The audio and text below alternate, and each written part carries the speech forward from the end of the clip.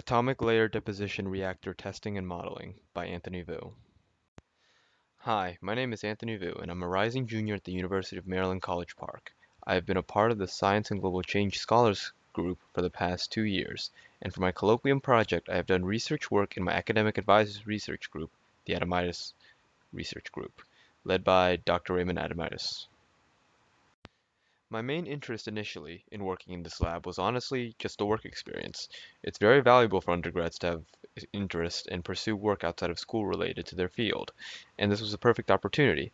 However, as I began to work more in the lab, the subject of photovoltaics kept coming up.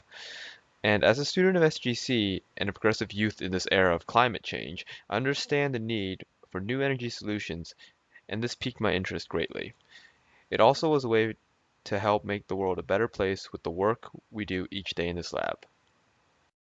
So, the basics of an ALD reactor is that it's a reactor that deals with thin film processes, meaning it deals with measurements between fractions of a nanometer to a few micrometers in thickness. The reactor's main purpose is to deposit two different chemicals, called precursors in this case, onto a growth surface and create a film from alternating the deposition of these precursors.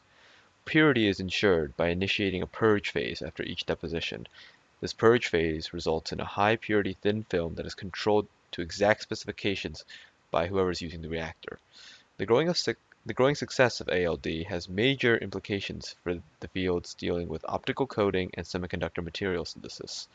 Because of this, ALD technology can be used to improve photovoltaics, future microelectronics, and nanomaterial synthesis, such as carbon nanotubes. During the semester, I spent a lot of time reading up on research papers on what ALD is and what exactly we are doing in the lab as part of my training. I also had to learn basic safety guidelines from the Department of Environmental Safety at UMD and run through the University of Maryland's basic DES testing. After all the basic training, we then began to put the final touches to the reactor by connecting the pieces with the proper piping as well as setting up the vacuum valve for the pump. We also set up measurement devices for the temperature and pressure readings. Me and the group then conducted preliminary tests to check the functionality of the reactor.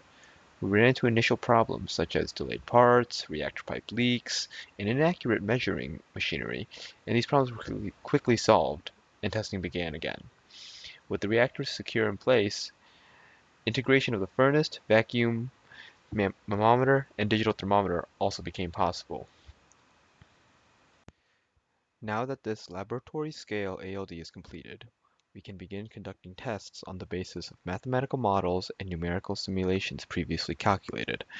The overall model combines the Monte Carlo simulator, KMC, describing molecular scale growth of the ALD film to the transport of the precursor in the nanopore. The multi-scale simulation approach is used to study how intrapore precursor depletion leads to non-uniform ALD films and study it if certain film properties are functions of positions in the pore. The purpose of this is to see how these can be manipulated to lead to the optimization of the ALD reactor function.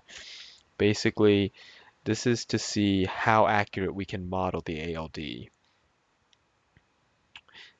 based on a change of parameters such as temperature or pressure and flow rate.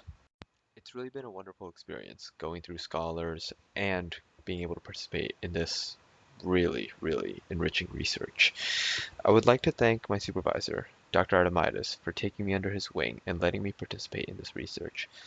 I would also like to thank Bryce Manube, a scholars graduate and undergraduate researcher in the lab, for getting me started as well as showing me how things run around in the lab. Furthermore, I am truly blessed for having Dwivedi Vivek and Kartisha D. Travis for leading this research project. Last but not least, I am very happy to thank Dr. Holtz and Dr. Merck for the wonderful experience in SGC Scholars and the colloquium that drove me to do this research and to never stop learning.